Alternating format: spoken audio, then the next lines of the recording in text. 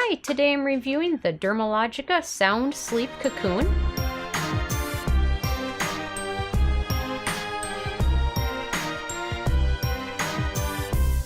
And really quick, I just want to say I purchase these products with my own money, so you know you can trust my opinion is what I honestly believe.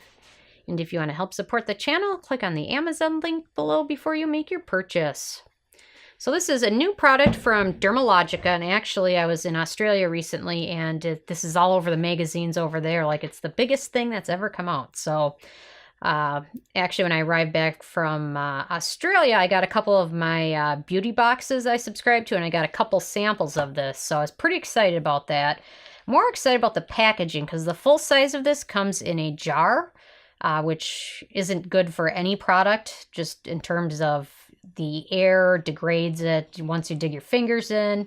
It's just all kinds of bad for products. So I was happy because the samples came in these little tubes. So I was pretty excited. Plus the full size, which is in the jar, sells for $80. So a couple of those samples for my $10 subscription wasn't a bad deal. So anyway, so after I tried this for a few weeks, I thought I needed to review it ASAP, because after reading all those ads and everything, they make this sound like it's going to really help your skin, and you're going to wake up refreshed, and your skin is going to be all hydrated, and it's going to help you sleep better. But I have several issues that I've found with this product. So let me start from the top, and I'll kind of give you my thoughts. So my first criteria in the Sarah score is packaging. And although the sample comes in these bottles, the full size comes in a jar. So I gave it a negative, especially when you're paying $80 for something when it comes in a jar like that. It's an issue, especially for antioxidants. There's not a ton of that in here anyway, but anyway, overall, it'd be packaged, had they packaged, it would be better off packaged in a tube like this than in the jar, especially when you're spending that kind of money. So the second criteria is alcohol, and this product does not contain any denatured alcohol, so they get a thumb up for that. The third criteria is fragrance, and this has a lot of fragrance in it. It contains 2 forms of lavender, and lavender is not good for your skin. It's a nice essential oil, but it's not good for your skin in many regards. Ike just wants to say hi. Oh, now he's leaving. Okay. He just had like a $600 vet bill. He's the most expensive dog I've ever owned, because, man, he's had surgeries, and he's so high maintenance, but I love him, so whatever. Anyway. So lavender causes cell death when it's applied to your face, and this contains 2 different types of lavender. And I think that's where they get the sound sleep in here, because lavender is supposed to help relax you and calm you. And but it's just not good applied to your skin, especially to your face. So so it's got those 2 types, and then it's got sandalwood in here, which is another essential oil, which isn't good for your skin. It can cause irritation, and it also contains patchouli oil, and I'm probably saying that wrong too, but also another essential oil that has some good uses maybe, but not in your skincare. So those are the 3 main issues. But towards the end of the list, it also contains limonene and linalool. Those are at the end of the list, but again, this product would be better without any type of fragrance, and it's got 1, 2, 3, 4, 5, 6 different fragrant components. And the ingredient list isn't super long, so 6 out of those, that's not a good start. And then another issue I had with this is it contains something called Albizia Julibrissin Bark Extract, which is Persian Silk Tree.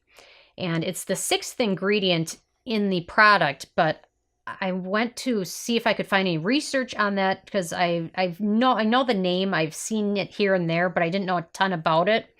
And so I Googled it, and I Googled the chemical name, or the specific name, and the first 2 pages of Google results that I got back, the first 2 pages out of all the results, one result was actually something about the product. The other results were all articles about people buying the ingredient or selling products that contain it. So I know that doesn't say that it's good or bad or anything, but when all of the first 2 pages, which is probably, I don't know, 25 different links, are all people trying to sell it, it doesn't necessarily give me a good feeling that it's something good for your skin. And obviously all the people are trying to sell it are saying it's the best thing ever. It helps with your skin. It helps heal your skin, all these things. So when I went to actual research about it, there's maybe 4 actual research things that I could find in the National Library of Medicine. And all of those research articles were written by the same author. And that author came up with all these things saying it was good. But the study he did was combining that Persian Silk Tree extract, combining it with other ingredients. So saying that it helps these other ingredients and that it's good because it helps those. But that doesn't actually mean that that extract itself is good just because you combine it with something and make something else good. It doesn't mean adding that into something that goes on your skincare on your face is good. And the other issue I had with most of those is that they were done in 2004, so almost 15 years ago. So, and then the fact that there hasn't been a ton of research that I could find since 15 years ago also doesn't give me a good feeling. So I think Dermalogica would have been much better off putting something that is proven, something that there's a lot of studies on, showing that it's beneficial, instead of putting something else in there that they think might be good. So anyway, that's kind of my soapbox on this product, because, and the fact that they kind of highlight that that's in there also to me is like they should have put something that they know is good and that they've done research on or that other companies have proven is good. So anyway, so that's kind of my soapbox. But basically that ingredient, that extract, is more of a fragrance or a masking component that most companies will use in their products to kind of cover up the scent of other products. So anyway, using that and then saying it's good for you is not the best way to go about selling things. So anyway, so let me get back to this. Manufacturing location is number 4, and they get a thumb up there. This is made in the US. And for number 5, it is pretty easy to use, so I will give the product credit there. You just smooth it over your entire face.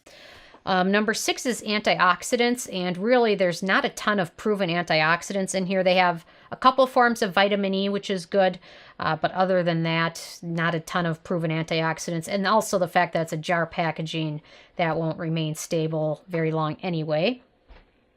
And number 7 is animal testing, and this was also something that I didn't know, is Dermalogica used to be on the Leaping Bunny certification list, which is a company that goes and talks to all these companies that sell makeup and skincare to see if they're cruelty-free.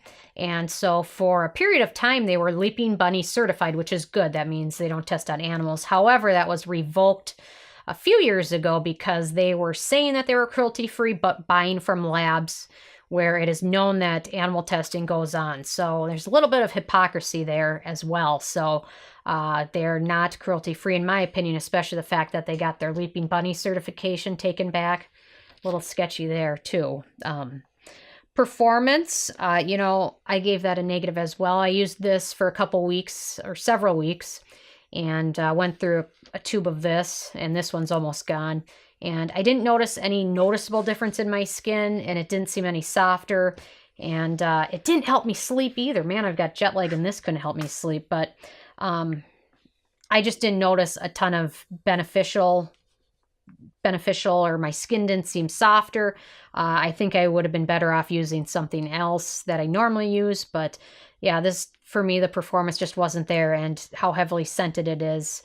It almost has like a silicone-like appearance. It's almost clear, but it applies pretty evenly and it soaks in overnight, but it didn't leave my skin feeling much more hydrated than had I used something else. So my skin probably didn't like all the fragrance components that are in there. So number 9 is price, and $80. This is not the full size. I got a couple of these in my subscription boxes. So $80 is the price for the jar, which is a lot of money for something that's not going to remain stable and more or less doesn't have a lot of great benefits for your skin. But they've definitely spent a lot of money on marketing for this, I can tell you that. And number 10 is the it factor, and I did not give it a thumb up for that either. Unless the fact that some celebrity tells you that this is great and that the millions of dollars they've spent advertising this works for you. I didn't give it a thumb up for that either, but if you travel around this, the marketing for this is amazing. So not quite La Mer status amazing, but they've definitely spent a lot of money marketing this. So, and it got into my beauty box twice, 2 of them. So overall, on my 1 to 10 scale, this got a 3, which is pretty bad. So I believe that is 2 thumbs down or 1 thumb down. But anyway, there's just a lot more things to dislike about this than there is to like. So a definite pass, in my opinion, if you're looking for something good that has a lot of good ingredients, something that's moisturizing. I would look at the Drunk Elephant Protini Cream as opposed to this. That's going to give you much better results than this product will, but supposedly it's going to help you sleep soundly in a cocoon. I don't know. So anyway, so leave a comment. I love hearing from you guys if you guys have had a chance to try it or not. So let me know what your thoughts were. Feel free to subscribe if you're not already. I come out with at least 1 new review every day. And check out nobsbeauty.net. Thank you so much, guys. Hi, this is Sarah from No BS Beauty, and I'm proud to offer you one of my first products. And it is a stainless steel makeup palette. And I've been using ones like these for quite a while, and it makes it a lot easier to mix kind of custom foundation shades, custom serums, custom lip colors. You need something like this in your makeup routine to make things a lot easier. And all the profits from it will go to help the channel, which I'm independent and I purchase all the products with my own money. So definitely all of the profits will go so I can continue to bring you good reviews. But, you know, things I like to use are retinol. Retinol is definitely a good thing to use. But sometimes some of them can be a little too strong. So sometimes I like to mix them with other serums. So I'll use this to kind of custom make my retinol at night. So it's a little bit less irritating when you mix it in with something else. Or another thing you can do is mix in a vitamin C. Some of these can be a little oily or greasy, so sometimes it's nice to be able to mix it in with another serum. So I like to use the Clinique one, and I'll mix this in just a little bit because otherwise sometimes it can be a little too oily. And I'll mix it in, and in the morning I'll apply it all over my face before sunscreen.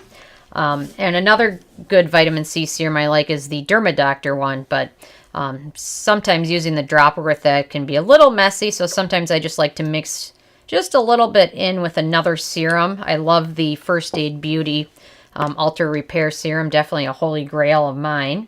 And I like to mix that in with it as well. Or sometimes before I go to bed, if I've got something else going on the next day, I like to mix in a little bit of tanner, self-tanner, but sometimes if you use it alone, it can get a little too orange or a little too dark. So sometimes mixing that in with another serum makes it definitely a lot better and a lot more moisturizing for your skin as well. So definitely something you can use in your serums or your kind of custom make your own skincare routine by using that and mixing up all these products. So definitely something worth considering there.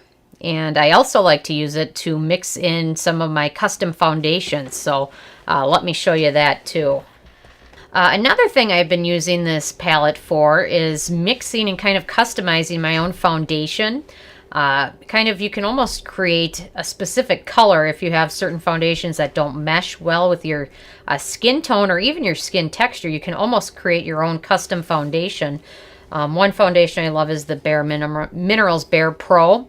However, sometimes I can find it to be a little too drying and almost kind of giving you more of a matte finish. So sometimes I'll mix in a little bit of the Josie Mara and Argan Moonstone drops with it and then use it. And it kind of helps kind of lessen the color and kind of give it a little bit more of a glowy look. Another thing I like to use is mixing in sometimes with oil with a foundation, and sometimes that gives you more of a dewy look. So sometimes I'll mix that in with the Dr. Jart, and it helps give you a little bit more of a glow to it. So sometimes mix in just a little bit in. And you definitely want to be careful with what you're mixing just to make sure that the ingredients are compatible, because certain types of foundations don't work well with certain types of other ingredients, but something to consider, definitely. But you can almost create your own custom look. I love this. But but sometimes I feel like I need a little bit of a glow to it, so I'll mix in some of my NYX Born to Glow Illuminator with it. So you can definitely do that. Also, Cover FX makes a great, they're custom cover drops, but you can use these to alter the color of any foundation. So this is great to mix that with. Just give it a couple drops there. And then mix that in with another foundation to make it either lighter or darker. The Ordinary Serum Foundation is great, but I found it difficult to get the exact color, so sometimes mixing the other colors works well. Cover FX also has these new glitter drops, so sometimes it's nice to be able to use this to mix in with either a foundation or just to put it on this, and then you can use a brush to either dip it in and apply it as eyeshadow, or dip it in and apply it onto lips as kind of a lipstick cover. So there's definitely some great options, and definitely love some of Cover FX's custom enhancer drops, but you can use this to mix it in with almost any different type of foundation and add a little bit of color here and there. But definitely using this, and if you use a sponge or a beauty blender, you can get that damp and then just use this to dip it in and apply it. It makes it a heck of a lot easier than trying to do it in your hand, or I don't know where else you would even, maybe the lid of another product, but this definitely makes all of that a heck of a lot easier. So it's definitely something worth picking up. And all of the profits from the sales of this palette will go to support my independent reviews. I purchase all the products myself just so I can give you an honest opinion as opposed to somebody that gets the products for free to review. I personally like to purchase them so I can give you my completely objective review without having to feel like I owe a company anything because they gave me something free. So all of the profits will go to help support those reviews.